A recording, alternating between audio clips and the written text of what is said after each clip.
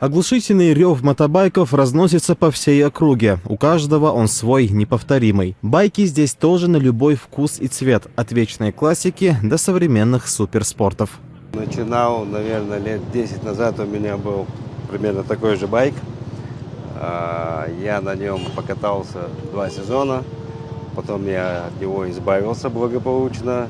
И 10 лет я был без байка. Вот в этом сезоне приобрел вот этот мотоцикл. Я специально выбирал маломощный мотоцикл, чтобы не поднимать большие скорости, потому что мотоцикл в любом случае просит большие скорости. Yamaha R6 2012 года, 600 кубов, 124 лошадок. Соток мялицем, брат, 3,5. А получается, это спорт у вас? Да, спорт, чисто спорт. Парад в честь открытия мотосезона в Чеченской Республике объединил байкеров из разных регионов страны и даже зарубежья. В этом году событие приурочено к Году единства народов России.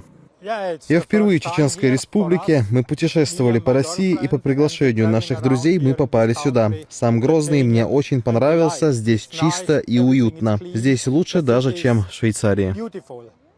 У каждого байкера обязательно должна быть специальная экипировка. Она защищает от травм при падении и, конечно, прикрывает от ветра и дождя. Стандартный комплект мотоэкипировки – это шлем, кожаная куртка, перчатки, наколенники и крепкие ботинки. Старт масштабному мотопробегу дают на Аллее Славы в Грозном. В этом году он посвящен знаковой дате – 75-летию со дня рождения первого президента Чеченской Республики, героя России Ахмата Хаджи Кадырова. Новые эмоции, ощущения, люди, общение. В общем, весь этот процесс происходит как первый раз, и в начале сезона мы долго ждем этого момента, и, соответственно, всем очень интересно, весело. Большая колонна байкеров последовала в Российский университет спецназа имени Владимира Путина. Здесь мотоциклисты смогли пострелять с разных видов оружия и пообщаться с добровольцами. В нашем университете для ночных волков, и для любых туристов, и граждан, и военнослужащих у нас есть все для того, чтобы показать, чтобы они приехали, посмотрели, элементарно ознакомиться с территорией, постреляться с любыми видами оружия, и полетать в аэродинамическом комплексе, и при желании можно и организовать и парашютные прыжки. То есть в нашем университете есть такие направления, которые подходят для всех.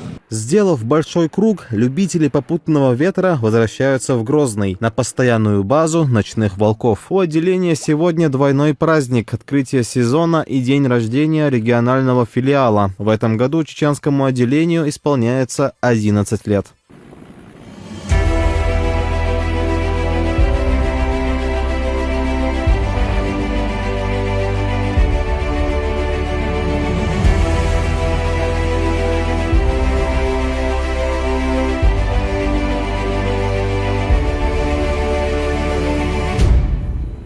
Главным событием праздника стало пополнение в Железном братстве. В ряды мотоклубов вступил заместитель председателя правительства Чеченской Республики, министр по национальной политике, внешним связям, печати и информации Ахмед Дудаев. Под аплодисменты единомышленников ему вручили официальный кожаный жилет мотоклуба «Ночные волки».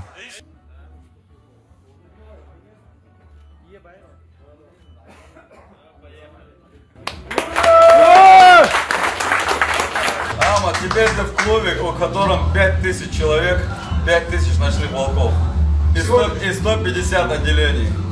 Спасибо за доверие, кредит доверия, оправдание. Это огромная компания людей абсолютно разных возрастов и профессий. Но всех их без исключения объединяет искренняя любовь к скорости и своей родине. Мотосезон официально открыт, а это значит, что на дорогах республики байкеров будет заметно больше. К слову, участники мотоклуба регулярно участвуют в различных благотворительных акциях. И с каждым годом желающих присоединиться к ним становится все больше. Иса Чагаев, Муслим Ларсанов и Тимур Хайдаров. Новости.